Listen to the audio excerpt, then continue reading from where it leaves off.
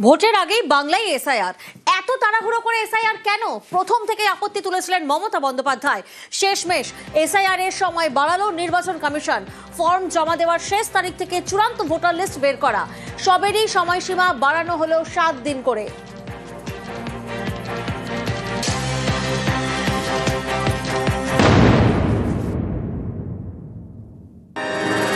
SIR করতে 3 বছর time লাগে। প্ল্যান ওয়েতে সঠিকভাবে মানুষকে অ্যাপ্লাই করার সুযোগ, মানুষকে ফর্ম ফিল আপ করার সুযোগ যদি করতেন, আমরা আপনাদের এগিয়ে গিয়ে সাহায্য করতাম, কিন্তু সেটা করেনি। 2002-তে যখন হয়েছিল, 2002 থেকে তারপরে ড্রাফট লিস্টটা ফাইনাল লিস্টটা বেরোলো 2004-এ। এত কম সময়ে এসআইআর কেন? কেন এত তাড়াহুড়ো? বারবার এই প্রশ্ন তুলেছেন মমতা বন্দ্যোপাধ্যায়। শেষে নির্বাচন কমিশন এবার এসআইআর এর সময়সীমা বাড়ালো। পশ্চিমবঙ্গ সহ 12 রাজ্যে বাড়ানো হয়েছে সময়সীমা।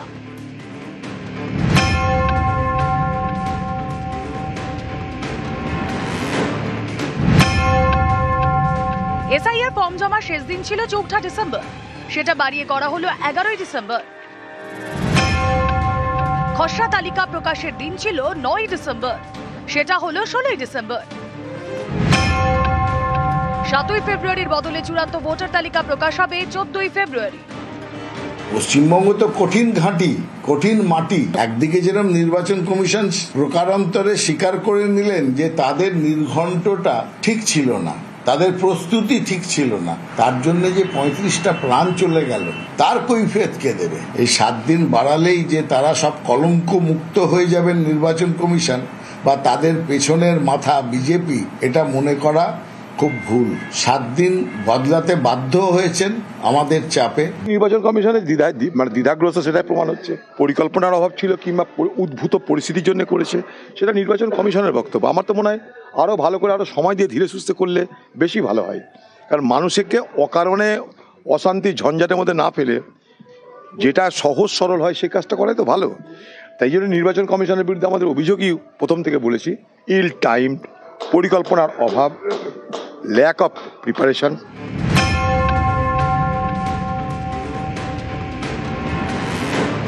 এটা তাদের অবজারভাররা ভালো করে কাজ করতে পারবেন, আরো বেশি স্ক্রুটিনি করতে পারবেন। এসআইআর নিয়ে এখনো আশায় বুক বাঁধছে বঙ্গ বিজেপি। 41 লক্ষ পর্যন্ত বাদ গেছে। এটা প্রথম ধাপ, হাফ কোটির উপরে বাদ যাবে। দ্বিতীয় ধাপে হিয়ারিং এও বাদ যাবে। বাংলাদেশি মুসলিম অনুপ্রবেশকারীর নাম থাকলে আমরা 1 ইঞ্চিও ছাড়বো না। সঠিক এসআইআর হলে 1,25,30 লক্ষ লোকের নাম বাদ যাওয়া উচিত। নিউজ 18 বাংলা।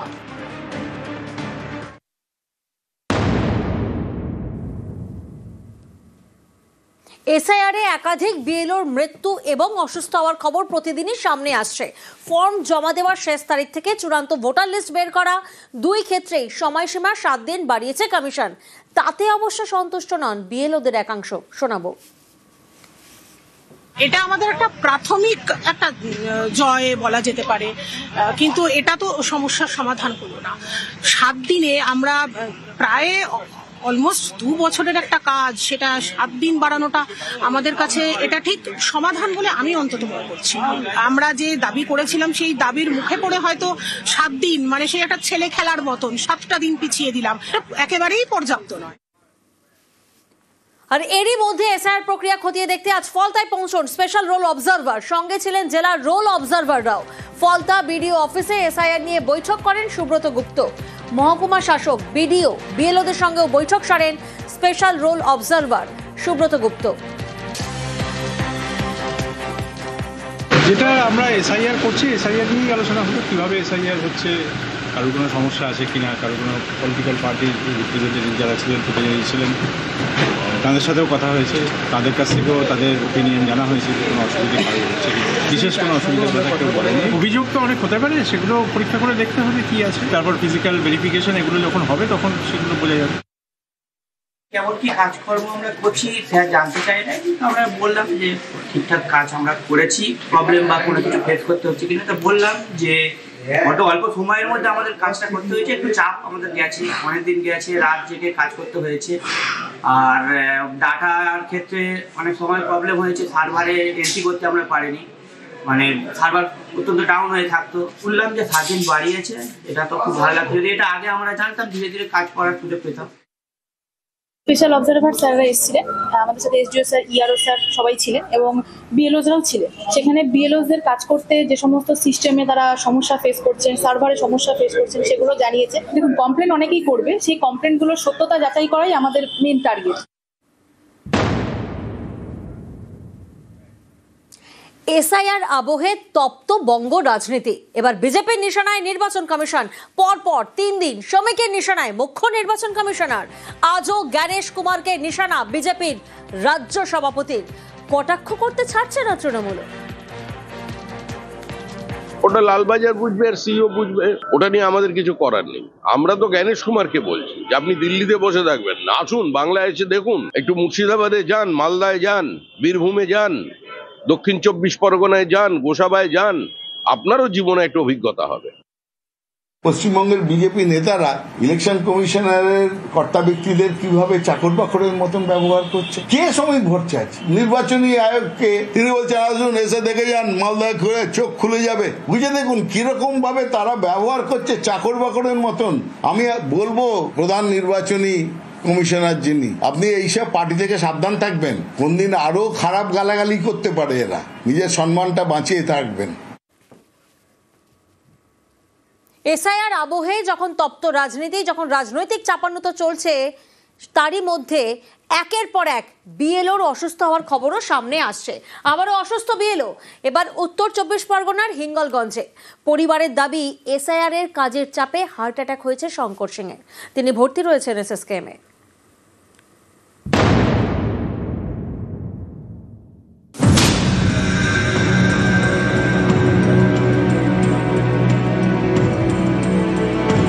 পশ্চিমবঙ্গে চলছে এসআইআর।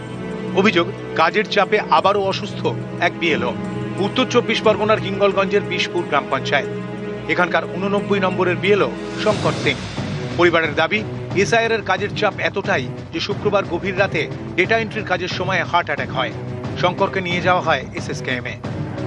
কাজের চাপ, যে এখন যে কাজ চাপ চলছে, তার রীতিমতো তার একটা কাজের চাপ আছে। সেই চাপেই গত শুক্রবারে রাত্রে স্ট্রোক করেছে। উনি এখন কোথায় আছেন? এখন পিজিতে।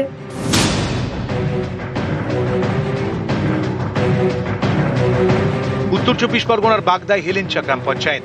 এখানকার মণ্ডপঘাটার বাসিন্দা 3 ভাই, রঞ্জন, হিরণময় এবং প্রশান্ত। তাদের বাবা হর্ষিত বিশ্বাস আগেই মারা গিয়েছেন। অভিযোগ 2002 সালে শেষ এসআইআরে তার নাম ছিল না। পাশের সিঙ্গি গ্রামের বাসিন্দারও নাম হর্ষিত বিশ্বাস। অভিযোগ এই ব্যক্তির এপিক নম্বর দিয়ে এসআইআর ফর্ম ফিল আপ করেছেন 3 ভাই, বিএলওর কাছে জমাও দিয়েছেন। বিষয়টি জানতে পেরে বিডিওর কাছে লিখিত অভিযোগ জানান হর্ষিত বিশ্বাস। ওই ভোট বানাইছে রঞ্জন বিশ্বাস আর হিরণময় বিশ্বাস। কি আপনাকে কি দেখিয়েছে? বাবা আর আমার স্ত্রী মা। এটা কি আপনার ছেলে? না, কিন্তু আমি কিছু জানি না। এই ফর্ম জমা দিচ্ছে। 138 পার্টের যে ভোটার আছে তাকে বাবা সাজিয়ে তার অ্যাপ্লিকেশনে লিঙ্কেজ দিয়ে উল্লেখ করা হয়েছে। এসআইআর ফর্ম জমা করেছে। এসআইআর ফর্ম জমা করেছে।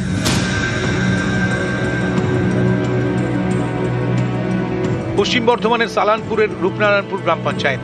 এই পঞ্চায়েতের সদস্য শুক্লা দত্ত। অভিযোগ তাঁর নাম 2 জেলার ভোটার লিস্টে রয়েছে। একটি তো পশ্চিম বর্ধমানের রূপনারায়ণপুর, আরেকটি পূর্ব বর্ধমানের কাটোয়ায়, বাবার বাড়ির ঠিকানায়। আপনার এপিক কার্ড? হ্যাঁ, শুনছি। আমি জানতাম না যে আমার ভোটার কার্ড মানে ওখানে বন্ধ হয়নি। আমি জানি বন্ধ হয়ে গেছে। এবার আমার কোনো সমস্যা হয়নি, যেহেতু আমি এখানে এসে গেছি, এখানে ভোটার কার্ড করেছি। এখন আমি যখন জানতে পারছি, আমি তো এখানে এসআইআর ফর্ম জমা করেছি, ওদিকে আর নিশ্চয়ই হবে না, মানে একটা বাতিল করে। হ্যাঁ। নিউজ 18 বাংলা।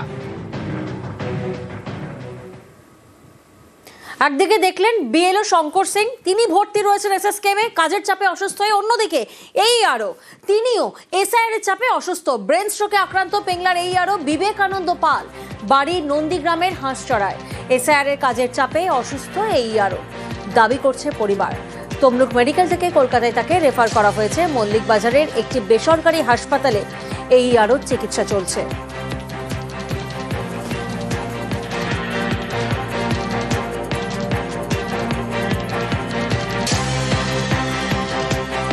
বিডিও অফিসে তারপর কি হলো? শুয়েছিল, ভাবছে যে আর কোনো সাড়া নেই। হ্যাঁ, তারপর থেকে এই যে অসুস্থ হয়ে মাথায় জল টল দিয়ে এই হসপিটালে নিয়ে আসা হলো। এখন কথাই বলতে পারছে না, এরকম SIR এর কাজের প্রেশার ছিল খুব।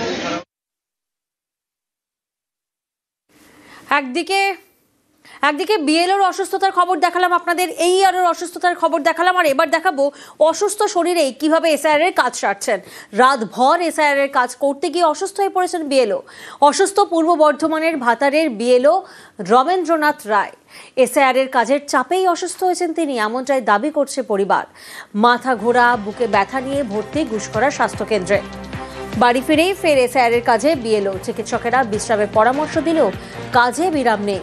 বিএলওর দায়িত্ববোধের প্রশংসায় রামচন্দ্র কলোনির বাসিন্দারা। কাজ করতে করতে হঠাৎ মাথা ঘুরছিল, তারপরে কয়েকবার বমি হলো। বমি হওয়ার পরে শরীরে যখন ঘাটতি পড়ছে তখন আরও 3 দিন ডেকে গাড়ি ডেকে হাসপাতালের ব্যবস্থা। বিএলও কাজ ধরুন সরকারি চাকরি করছি, প্রেশার একটা অলরেডি থাকে, কারণ টাইমটা আমাদের খুব কম। আর বিশেষ করে এখানে এই 5G বা 4G কাজ না করার জন্য জটিলতা বেশি আছে। তারা রেস্ট নিতে বলছেন এবং পরবর্তীতে 1 সপ্তাহ বাদে আবার বলছেন একটু দেখা করবেন। কাজ তো করতেই হবে, কাজ উদ্ধার করতে হবে, কারণ এটা নির্বাচন কমিশনের কাজ। আর এবার SIR এর উত্তাপ সংসদে, কারণ আগামীকাল শীতকালীন অধিবেশন। সোমবার সংসদে শীতকালীন অধিবেশন শুরু হচ্ছে। অধিবেশন শুরুর আগেই রবিবার সর্বদলীয় বৈঠক হয়। SIR নিয়ে সংসদে ঝড় তুলতে চায় বিরোধী। সংসদের ভিতরে বাইরে সুর চড়াবে তৃণমূলও। SIR এর পাশাপাশি বরাদ্দ বঞ্চনা নিয়েও সরব হবে TMC। কংগ্রেসের হাতিয়ার হবে SIR ও ভোট চুরি issue.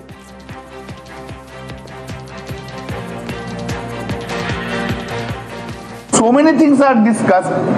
Why the SIR will not be discussed? 40% have expired. 7-8 persons attempted to commit suicide. This is a very serious issue. Should be discussed. The process of SIR should not be made in a way to delete the names from the electoral roll. Release of funds like Manrega, etc.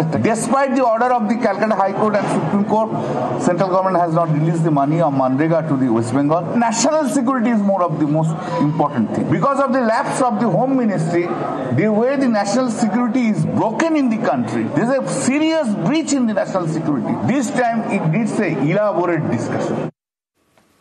Political parties में differences होते हैं, अपने अपने ideologies, अपना अपना agenda लेकर के सबको काम करना होता है, तो डिफरेंसेस होगा। सदन को हम किसी तरीके से बंद नहीं करना चाहिए, हाउस प्रोसीडिंग चलना चाहिए। अगर हम सब मिलकर तय करेंगे तो प्रोडक्टिविटी बढ़ेगा, लोकतंत्र मजबूत होगा। अपोजिशन पार्टी ने कई मुद्दे रखे हैं, SIR भी उनमें से एक है, लेकिन ये कहना कि SIR को लेकर के पार्लियामेंट चलने नहीं देंगे, ऐसा सब पॉलिटिकल पार्टीज ने नहीं कहा है।